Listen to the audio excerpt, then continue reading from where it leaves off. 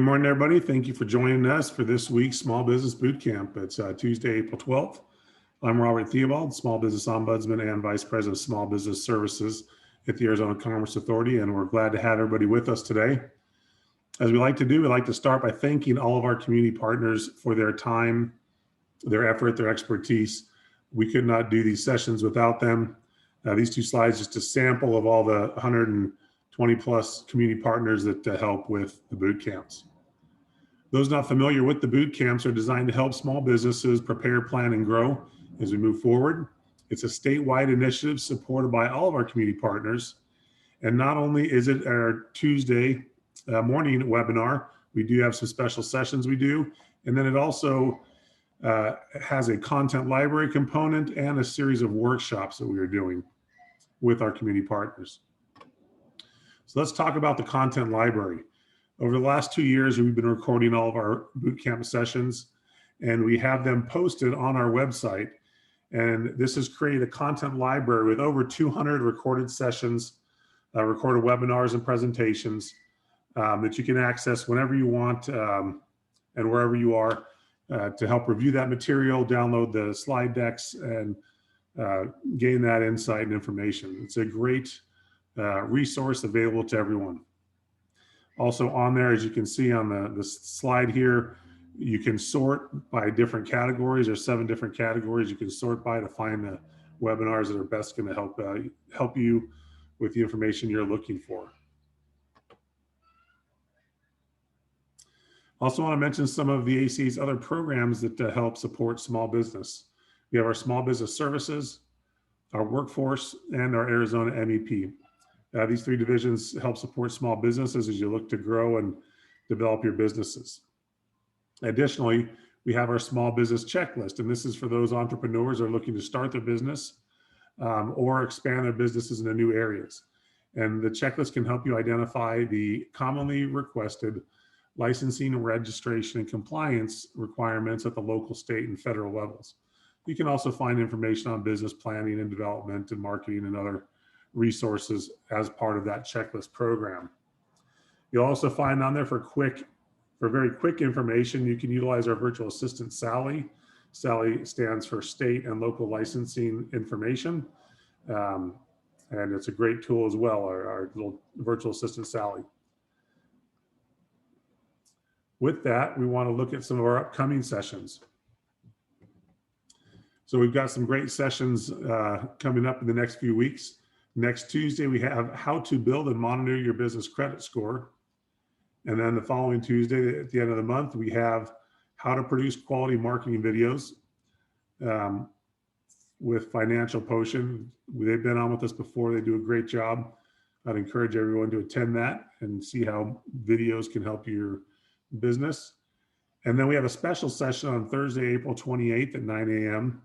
And this is with ASU. ASU has some programs for workforce to help employee engagement. And it's a way for people to learn new skills and also get some college credit. And then also for businesses to provide this type of education program for their business, for their employees. It's a really cool and unique program. And we're excited to give ASU some time to share this and how employers can benefit from it. So with that, we're going to jump into today's session. We are very excited to have Moniek James with us again. We've had Moniek on before on the boot camp multiple times. She does a fantastic job presenting her material. This topic is she's an expert at. We're glad to have her presenting with us again. And with that, Moniek, thank you for joining us. And I'm going to go ahead and turn the time over to you.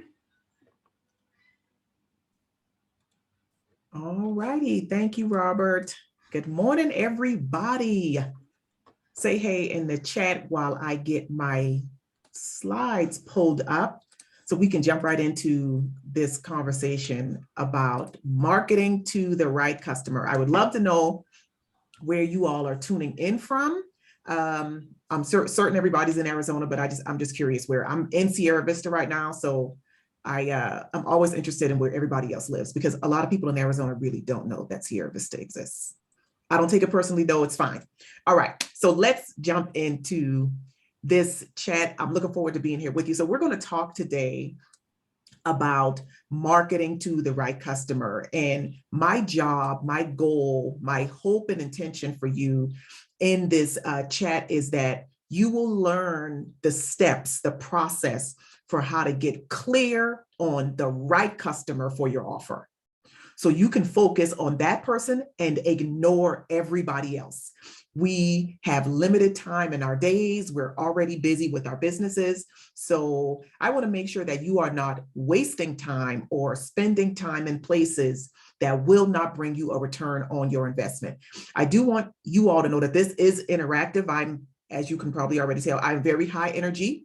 So if there is something that I say that you want me to retouch on, go over, drop those in the chat, drop your questions in the Q&A section. And let me check in the chat to see where everybody is. I see Prescott, Apache Junction in Phoenix, Superior, Goodyear. Hey, Buena High School grad, Santan. I see Gilbert, Window Rock, Chandler, Hopi Reservation. Good morning, good morning, good morning. You all are all over the place and I love it. I absolutely love it. Okay. So who here, I'm curious, another question, who here is already doing some form of online marketing? Drop a 1 in the chat if you are, and let me know what channels or what mediums you're using, just because I'm curious. I'm curious. We're going to be talking about marketing and leveraging online channels. So I want to know what you all are already using. So let's jump into this. Because I want to know if these statements sound like you, if you have said these to yourself, if you have written these down in your journal, if you have been in an event session with your business bestie and you're like, okay, listen, I'm doing this small business ownership thing and I know who my ideal customers are, but I don't know how to find them. Or you've said, I'm just getting started. Like I literally just started my business yesterday and I have no idea who my target client is. Or you said, I'm struggling with knowing what to say. I know where they are. I know who they are, but I don't really know what to say when it comes time to put the marketing together or do the videos or write the blog post. I don't know what to say. Or I feel like I am wasting my time because I'm doing all the things and I'm not getting any results. And so I'm a little bit salty about it. Okay, let's see. I see some people are using Facebook. Some is using email. Autumn says internet. Autumn, if you know what channels, are you talking Google ads or give me some more detail about that? I see HubSpot. I see Facebook. Researching and putting together things, YouTube, LinkedIn, Messenger, and others. Yes, Facebook, Instagram, YouTube, Facebook, Instagram. You all are doing a lot, right? So do these statements resonate with you? Drop a 2 in the chat. If any of these sound familiar, you've said them, you've thought them, you've heard them in your business ownership circles, and that's part of the reason why you're here. Part of the reason why you signed up for this bootcamp is because you want to close that gap. You want to start making connections. You want to start feeling like the work that you're putting in is actually working, right? So I'm seeing 2s in the chat. Yes, yes, yes. Well, I want you to know that 1, you are not alone in thinking or saying any of these things. And 2, you are in the right place.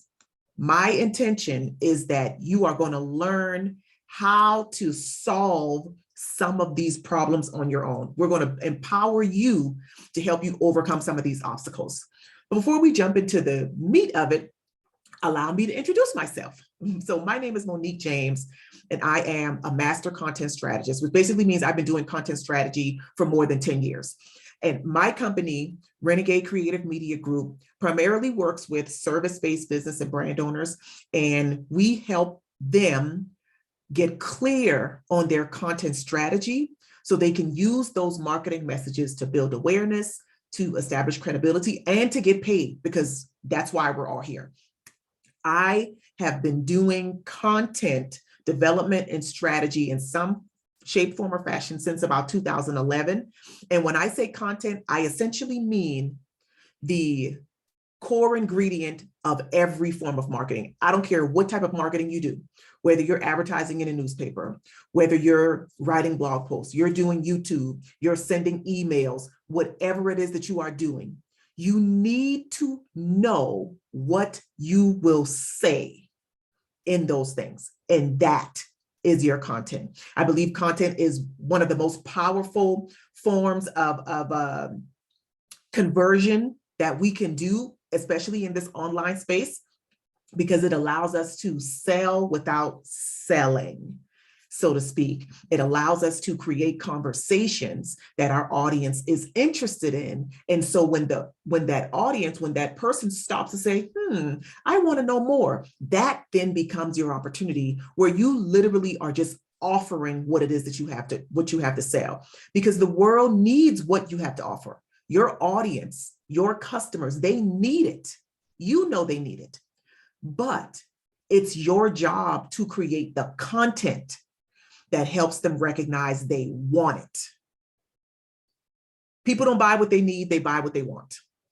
And so when we can understand that about our person, about our intended customer, we can start to craft the messages that allows them to say, I want that. So let me know in the chat if that sounds good to you. If you're like, yes, Monique, you're speaking my language. Okay. So like I said, I've been using and leveraging content for years to help me do all kinds of things. When I first started as an entrepreneur, I, like a lot of people, was bootstrapping. I didn't have money to do advertising and things like that. But what I did know is that I needed to be able to let my audience see and understand what I could do and how I could help them. And content allowed me to do that. So you're looking at some photos of just a few opportunities that I've had where my content, my marketing messages got me in the room. So the top left photo is me speaking at Cochise College here in Sierra Vista. I've worked with the Small Business Development Center at the college to teach workshops. And this particular one was a satellite workshop where we were in Sierra Vista and it was being broadcasted to the other campuses in Cochise County. The top right is me speaking at the 10 West Impact Festival in Tucson a couple of years ago. The bottom left is me, that's NFL Hall of Famer Will Shields from the Kansas City Chiefs. Though the two photos on the bottom are an event, an invitation-only event that happens during Super Bowl weekend every year. And it's really designed to assist and support players who are coming into the league and transitioning out of the league with what they're going to do, what's next, planning their business opportunities, networking, and things like that. So that's me with Will. And then the other picture is me with Jack Canfield and his partner, Patty Aubrey. It has been my content that has allowed me to get to the door of having the conversations that got me into these rooms. So when you think about content, I want you to start thinking about more than sending emails to your people or posting on your Facebook page.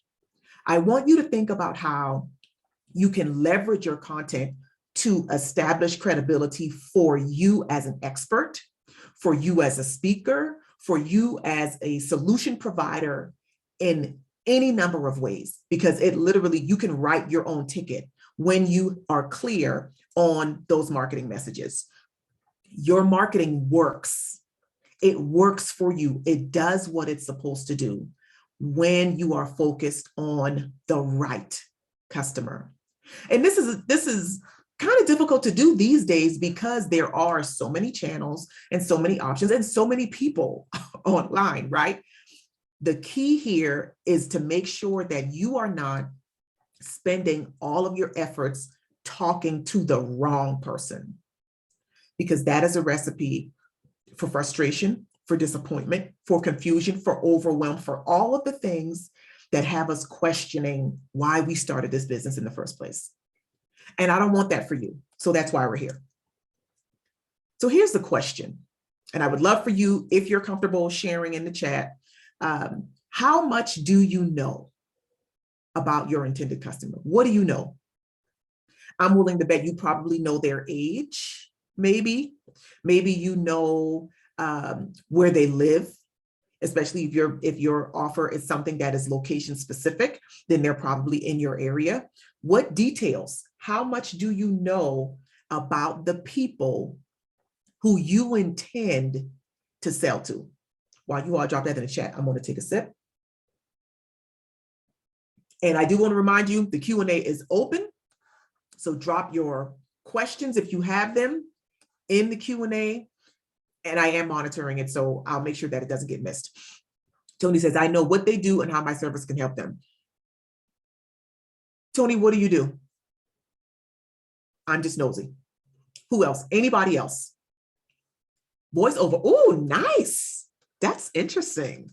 Okay, so you don't know if somebody also in this boot camp knows somebody who might be your intended customer or might actually be your intended customer. So I definitely want to encourage you to take advantage of the opportunity to drop that in the chat. Drop what you know as we work through how we're going to refine it. Even if you're sitting there thinking, well, Monique, I'm here because I don't know that much. That's fine. That's okay. Everybody starts somewhere. What we're going to work through is how to elevate, is how to expand what you know, so that the next time you're asked that question, you can rattle off a bunch of different things. And you can be so clear about the person that you're targeting and that you're aiming at, that they will be able to self-identify or self-eliminate. So I know their address, name, and date of birth a lot of time. Oh, wow. Okay, Alicia says age, economic background, where they live, know them personally. Chrissy says, I know they are people looking for unique personalized gifts for your loved ones. Good, okay, all right. Let's jump into the meat of this. Who is your person? Who's your person? So I like to remind my clients, especially, when we're thinking about the marketing and the targeting, we need to remember that we're targeting a person with a 360-degree, multifaceted life. And our business is just a tiny piece of it. So we need to think about them in a three-dimensional way so that we can make sure, again, in our marketing, we are speaking and sharing information that is going to resonate with them. So I see we've got a question in the Q&A. NJ says, I want to know, what do you do when you are new to an area and acquire access to my audience? I'm not sure what you mean. Are you saying you are new and you're looking to access an audience, or you work with the people who are new, who want to access an audience?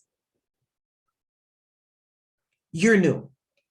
Okay, well, if you're new, then I would definitely say that you are in the right place, because what we're going to talk about is going to help you build that dossier.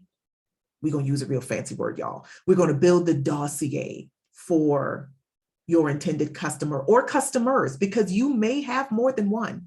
Most businesses, in my experience, have multiple, 2 or 3 customer avatars or customer personas. And the key of knowing how to differentiate them is so that you will know how to shift your marketing a little bit. Let's think about Tesla. The way you would talk, the way you would sell, if you're a Tesla, you're a sales professional on a Tesla lot, the way you would sell, or the way you would talk about Tesla to someone who is interested in climate change versus someone who is motivated by status is completely different. Do you all get that? Do you recognize that? It's the same product, but because you have knowledge of what the specificities of those two people, you will know not to talk to the guy who's motivated by the status about preserving the environment, because he doesn't care about that. He cares about being in a flashy car. That's the type of information that you, as an online marketer, want to be able to condense and have access to, so that when you are crafting your marketing messages, you don't look like the person who shows up at the Christmas party wearing a Halloween costume. You don't look like you are completely out of touch. That's not what we want. We want our audiences to see your messages, to engage with your messages and think, wow, Maria really understands me.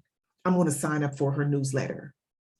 Or Christy gets my issue. I'm going to show up for her next event, or whatever it is. So let's talk about the person. So I like to break this down into categories. So we've got the what, we've got the why, and we've got the how. All of these are important, as equally important as the other. The what is the basic information that we think about when we think about our person. I like to give my person a name, and you're going to see an example of that in a few slides, but give them a name. That, for me, and I encourage my clients to do this, it helps you create separation. So when you are sitting down and you are planning out your marketing campaigns, you can think, what would Robert want? What would he need to hear? So give them a name. The age range. Think about their age range. What is going to resonate? Who are you specifically wanting to work with? What about gender? Does that matter? If it does, include that. Ethnicity, same thing. If it does matter, if your offer is something that is specific culturally or directly related to a specific ethnic background, your persona needs to include that information. What do they do for a living? And what's their income? Again, if your offer, if you sell a high ticket item and you're not targeting people who have the disposable income to be able to pay for it, you're wasting your time. What's their family status? Do they have young children? Are they empty nesters? Do they have high schoolers? Because with each family status brings a different set of lifestyle challenges that you as the marketer want to be able to show that you understand. Because if you don't understand them, they're not likely to give you their money. What about hobbies? What do they do on the weekends? Do they go skiing? Are they Netflix and chillers? Do they read? What do they do?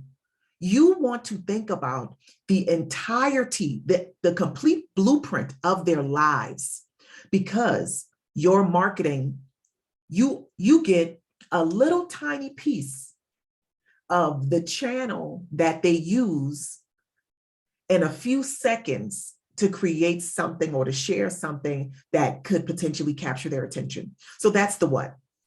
Let's talk about the why. What are they afraid of? What's keeping them up at night? What are they worried about? What are they concerned about? That directly relates to your offer.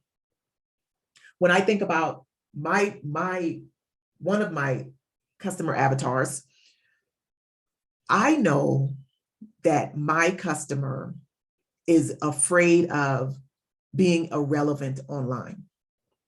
They're afraid of feeling like they've made a mistake with starting the business. They're afraid of letting people down.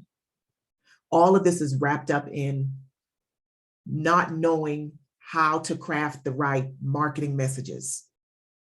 There are fears attached to that. There are motivations attached to that. Maybe they want to prove people wrong. Maybe they want to prove to themselves that they can do it. What is the why? Why would your intended customer stop and pay attention to what you have to say and consider if your thing is the thing they should buy? This is important. This why piece is important, especially because I know, because I've been there, that sometimes we tell ourselves that, well, why should I invest the effort? They just need to buy it. I'm not going to ask anybody to agree with me in the chat. I know what it's like to tell yourself as the seller, well, I don't feel like I should have to do all of that. I don't feel like I should have to research. I don't feel like I should have to invest all of this time and energy to figure out what their fears are and what their aspirations are. But I am here to tell you this. If you are not willing to do it and your competitor is, that's where they're going to direct their attention. Because with so many opportunities, so many options and alternatives available, the internet is a never-ending place. It's vast and wide. And the same way your intended customer can get online and search to find you, they can also choose somebody else. And more often than not, with so many options available, they are going to choose the place that they know their needs are considered, that they feel jives with their values, that they feel is aligned with who they are. This is why these pieces are important. So what are their core values? And you can use this based off, what are your core values? One of my core values is integrity. So I do not want to work with people who don't have integrity. That's important to me. So it is important that I have that type of experience in my customers. So I choose to narrow my focus down a little bit more.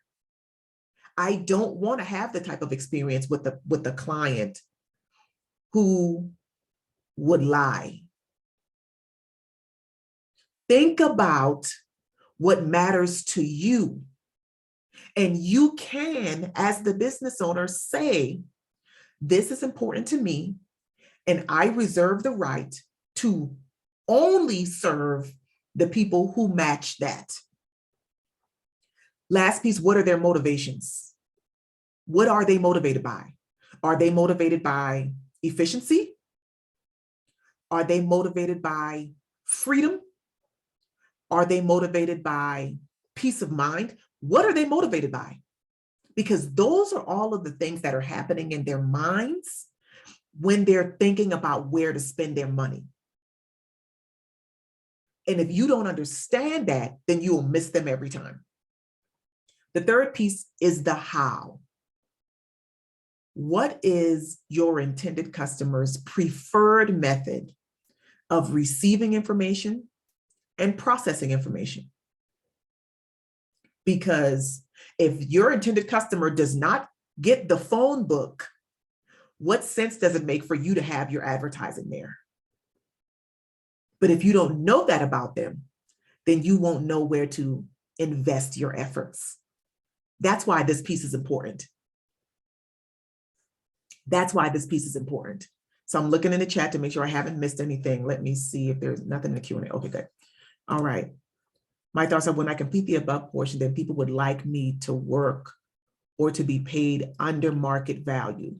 If part of your brand identity is to be the low price leader, and there's definitely room for that. There's a difference between Walmart and Target, right? There's a difference. There are people who prefer one over the other. The key, again, is knowing your person well enough so that when you show up wrapped in your branding and in your brand identity, they recognize it as familiar. They recognize it as something they want. That's the key. That's why this is so important. Because when you are clear on the what, why, and how, your marketing allows you to directly aim at the what. Remember what the what is? The demographic stuff. Shows your understanding of their why, your understanding of their fears, their aspirations, the motivations, their values, and their personality. And it's delivered in the form of their how.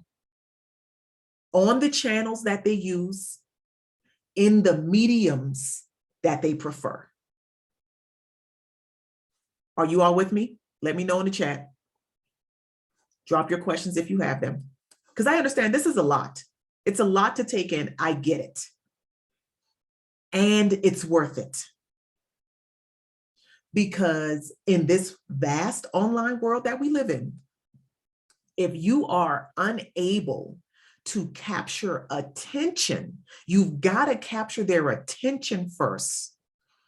If you're not able to do that, you won't be able to step into the sales opportunity because you haven't first got them to stop and pay attention to you. This is what this allows you to do. It allows you to capture their attention so they can express their interest, and then you can get into you shift from the marketing to the sales. So, how much do you know about your intended customer? So in my work with clients, I challenge them to write down at least 20 pieces of information about their intended customer, at least 20. Why? Because online marketing is a marathon. It is. And when you consider how busy and noisy it is, if you want to be able to show up consistently with information that they're going to jive with, they're going to want to engage with, they're going to share, they're going to comment on, you need to know them well enough to constantly be able to create conversations that they will want to participate in. Think about your best friend, your real life best friend, and how you can get into a conversation with them face to face, on the phone, virtually, whatever, and talk about any and everything. And it's rarely or never boring. Why is that? Because you know them well and they know you well. And so maybe Monday you all talked about what happened on Outlander on Sunday night. But then on Wednesday, you all talked about, I don't know, car parts or something. And then Friday, you talked about something else. You can consistently have a conversation with someone that you know well. So your marketing, you're going to want to know as much information as you can about your person, because that allows you to, on Monday, post about this. On Wednesday, it's a video about this. On Friday, it's a TikTok about this. On Saturday, it's an email about this. It's a constant conversation. And it's two-way. You're sharing information. Maybe you're asking questions. They're responding. They're engaging. How much do you know? So who's looking at this right now and you are overwhelmed? It's okay to be honest. You are like, Monique, I don't even know what to do with this. This is way too much. This is not what I imagined. I have no idea how to get here. Drop a number 4 in the chat.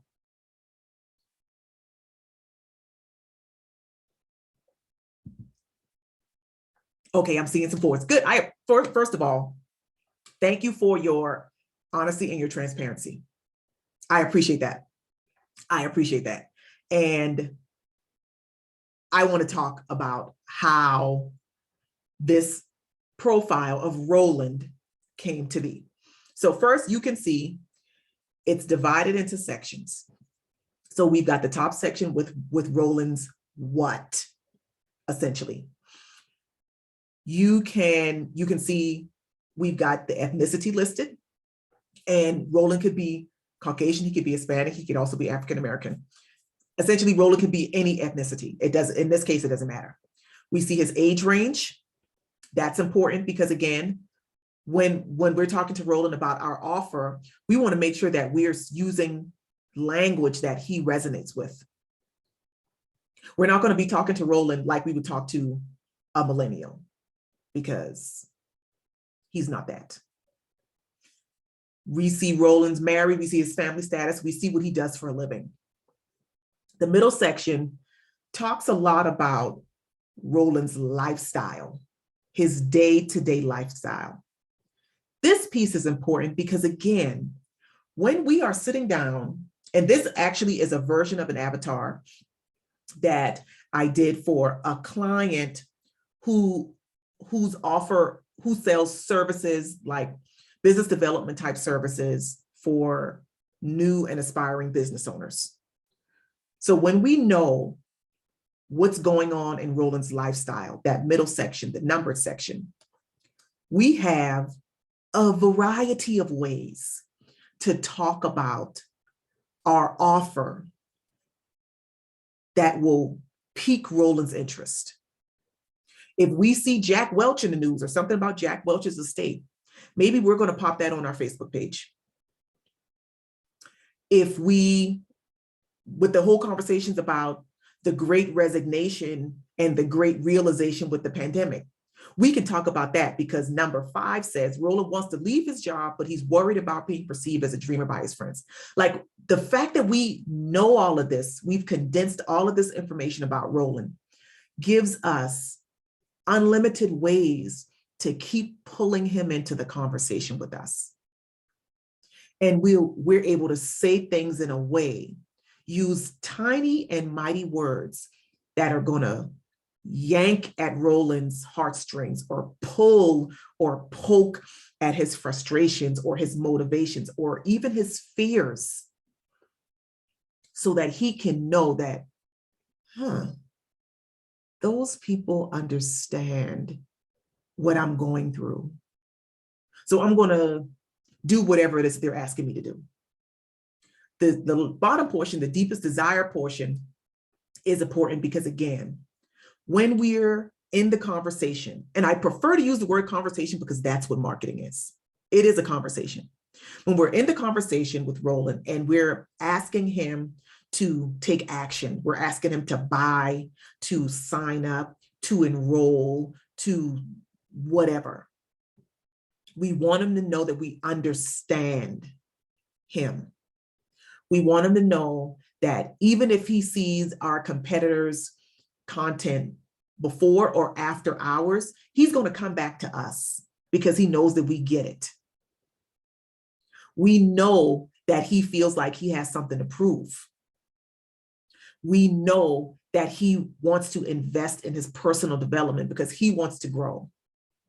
But we also know that he needs help figuring that out. So we get to design marketing campaigns and videos and all of these things directly speaking to Roland and his lifestyle. Because we have all of this information, we've condensed it. We can focus our marketing as tight as we can get on Roland and target him so he knows that we're the best option. And so crafting this or something like this, yours doesn't have to look like this. I share this because I think it's important to see what it could look like so you can decide for yourself, okay, I don't need to go that deep. And that's fine. If that works for your business, that is totally fine. But I want you to see what it could look like, how detailed you could go. So this process is part research, data collection, and also part creativity based on what you already know, based on how you want your business to feel, based on the type of customers you prefer to work with. So we've done a lot of research, and we're going to have a section in here where some of you, if you're open to it, we can go through some of this research in real time while we have the time available. And it's also part you as the business owner saying, I only want to work with these types of people. You have the freedom to say that. You have the freedom to create that boundary.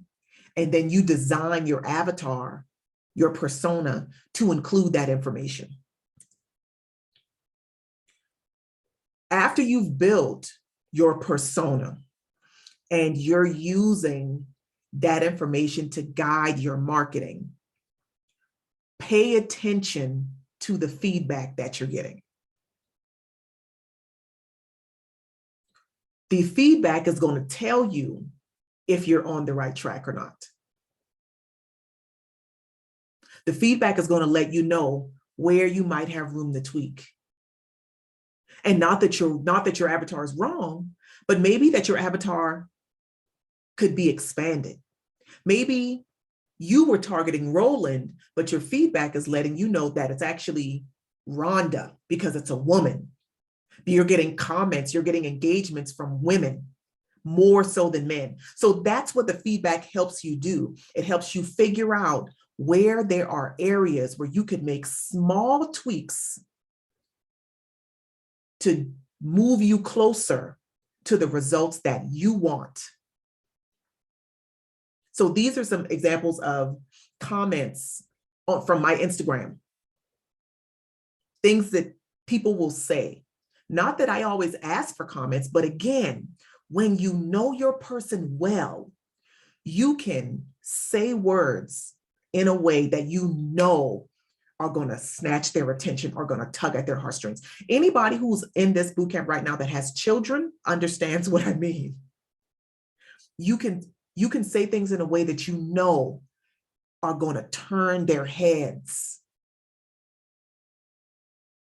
This is why it's so important that you be clear, because when you're clear, then your audience can be clear that you're the one they should work with. That's what you want. So pay attention to your social media comments. Pay attention to the replies to your email. Pay attention to the shares and who shares it. Pay attention to all of that data. That's going to inform how you plan and how you continue to plan in the future. So now we've got about 15 minutes left.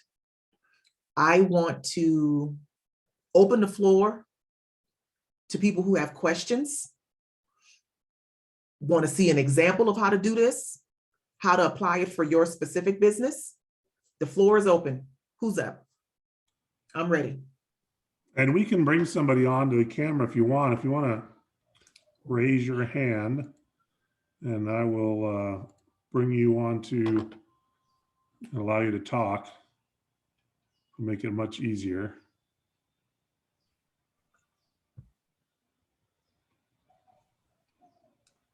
If you have any volunteers,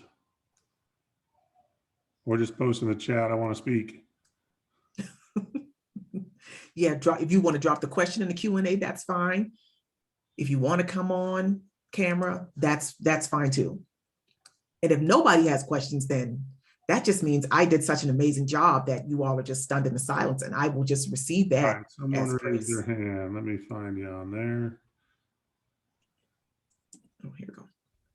I've got a couple people. All right, we're going to bring Tony Jackson on. Here, let me take my screen. Hello.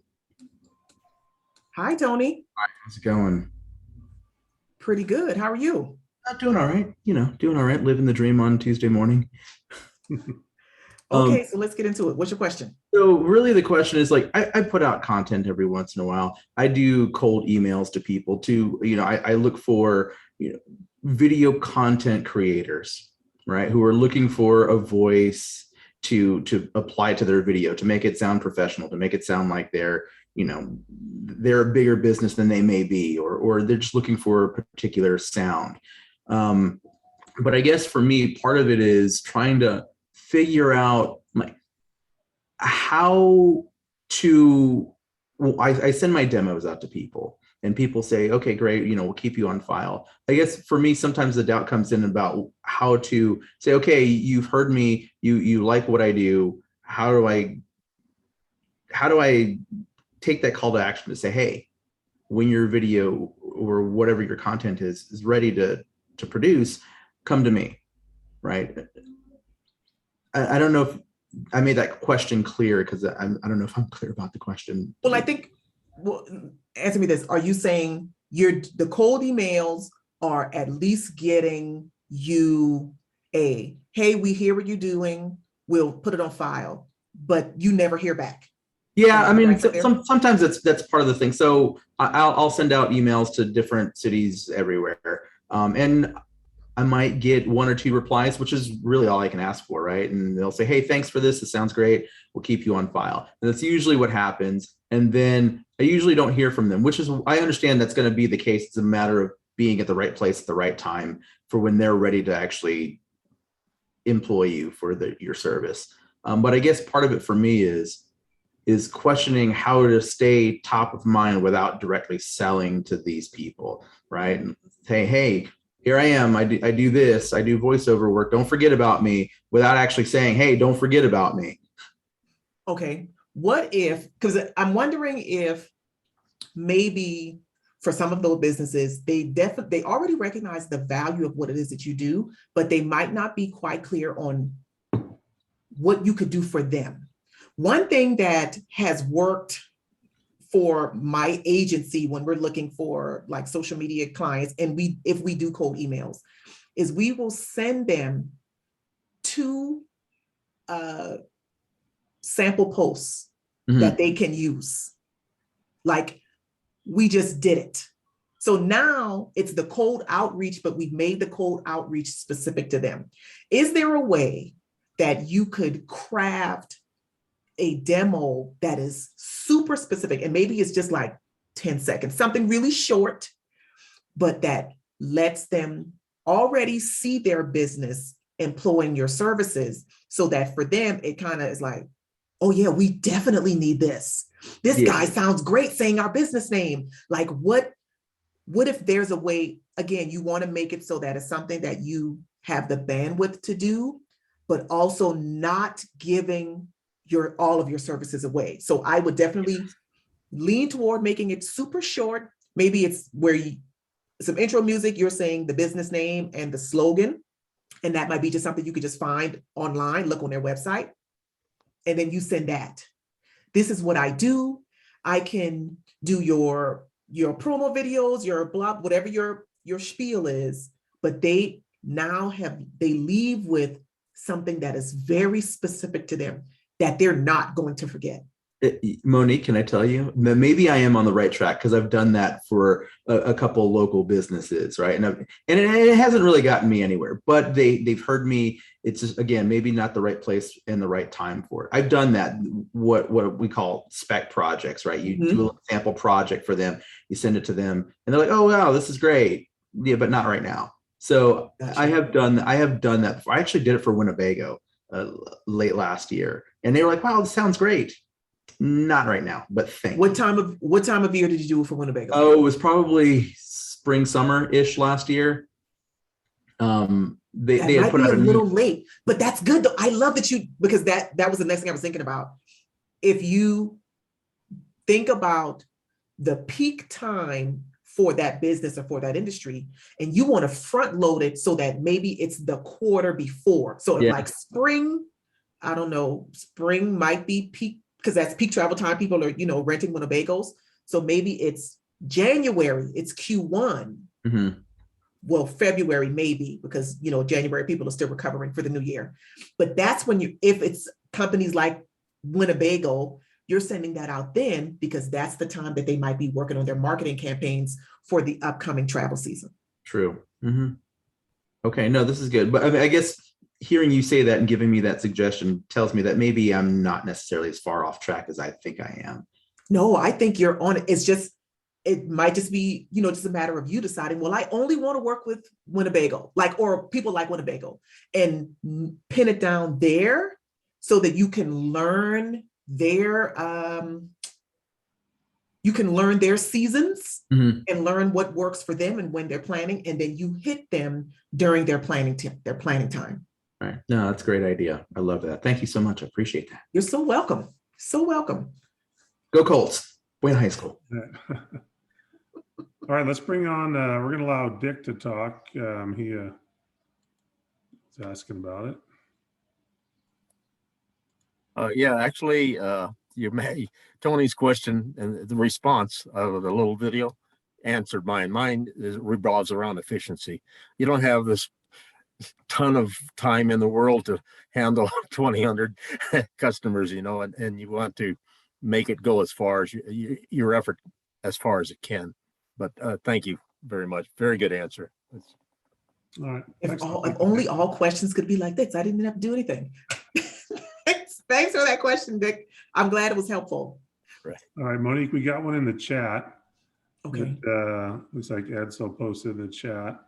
Says, with the information presented, first off, this great information, how can we apply this to a very broad audience in the film industry? E.g., we have a film Navajo strategy here at Navajo Nation TV and Film, which is the intent to entice filmmakers to film on the Navajo Nation. Oh my gosh, that's so good. Immediately, the first thought that came to me, Edsel, is the audience really broad? What if it's not? What if, because I would imagine the landscape or the availability of, the places to film are probably a little bit more specific, which means it's going to appeal to not even a more specific audience. Would that be accurate? Drop it in the chat, or I've got the chat up and I've got the Q&A up. So if that's okay. So then that makes me wonder if maybe the targeting gets a little bit tighter. And I'm not versed at all in the film industry, but I wonder if instead of doing what if instead of trying to find the people to go after, you highlighted what's available, the landscape, the terrain, maybe the colors, the natural ecosystem, all of those things that are available to use as the backdrop. And then that allows the people to identify themselves. Like, I think this is such a great question, because in this instance, maybe it's hard to pinpoint. Like, you have no idea where to begin. Like, I don't even know Roland exists because there's just so much out there. So in that case, you can reverse the process and instead highlight the benefits, the incentives, if there are any, all of the things that make the offer great. And then once that's out there, then the people can say, oh, this is what I need. I was looking for this. I'm filming a Western, blah, blah, blah, blah, blah, or whatever it is. That then allows you to start to build the avatar based on you putting out, this is what we have. This is what we've got. We've got this wall. We've got that wall. We've got these ceilings. We've got all of this. And then that allows the people to identify themselves. And so said, this is good. Okay, good. Yes, you have all of these things. I mean, I can just see it in my head like that. You highlight those that might be in, some show-stopping photography, maybe some drone video, that kind of stuff, so that the person who's already imagining the setting for their story can see it and think, oh, this is what I need. So let me know if that was helpful. Okay, good. I'm glad that was helpful. I'm glad to hear it. That sounds interesting. Sounds so interesting. Okay, Yeah, as another good one in NJ. the chat, Monique, right here, that I think will be a perfect one to wrap up on and tie everything together. It says, I am new doing my accounting business full time. How do I apply this to my business? Okay, that's Maria. Okay, Maria, what type of accounting do you do? Because the how starts with you deciding who you want to work with. Do you accounting for small businesses, accounting for, I don't know what other, do you do taxes? Like all of those things. That's the first piece of it. Once you know, once you've decided, then you figure out how to apply what we talked about to build out that avatar. But it's going to be, I will say this, it's hard to do if you're saying, I work with any and everybody. Because if you're talking to everybody, then nobody is listening. So it starts with you figuring out and deciding who you want to work with. Personal accountants to do taxes, so you can have a frenetic 4 months of the year and then maybe be on vacation the rest of the year because outside of tax season. Or do you manage the books for businesses? That, I think that's the best place to start. Maria, are you still here? Let me know. Let me know. Oh, Anne Marie said, we hired someone because he did that. You must be talking about the thing with Tony. Yeah, I think that is going to be great with Tony. Maria. Oh, Anne Marie, contact him. Oh, sure. Oh, yeah, we didn't. Okay, I'll put it back up, but the slides are going to be here. Let me do this really quick. I'm going to put this up so you all can snap a screenshot. Robert, do we have time? I don't see Maria. Do we have time for one more Yeah, you have question? time to go ahead and put this your slide, your contact information up. And we'll leave it up there as we wrap up. Okay. I thought I saw another question or something that looked like it might have been a question. Okay. No, Maria, I couldn't hear you. Did you answer? Was that helpful? Was that answer helpful for you? And NJ says, how do you monetize as a small business to keep one afloat? I mean, you can monetize any way you feel like it. I think that's why being an entrepreneur is so fantastic, because you could choose, you could have multiple paths for people to pay you. You could sell a service, you could sell a product, you could sell a combination of both. It just depends on the business. Maria says, I'm offering services for the farmers and construction businesses, small to medium. Okay, adding benefits of why they should hire me. So think about the tempo, Maria, of farmers and construction businesses. Like right now, especially in construction, I can imagine those guys are like losing their minds trying to keep up because there's so much work. So this might be a good time for you to start reaching out or talking about how you can help ease the pain of managing receipts so that they can focus on the work. You want to start, the goal is always, when you understand them, you can speak their language. You want to speak their language.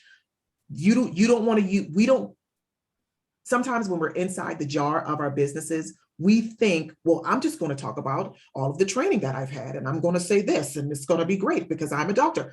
Those things are nice, but do your intended customers care? They probably don't. They probably just want to know how you can help them, that you have the skill, you have the expertise to help them. That's for, and I would imagine if I'm a construction worker, if I own a construction company, all I want to know is you can keep me out of the trouble with the IRS.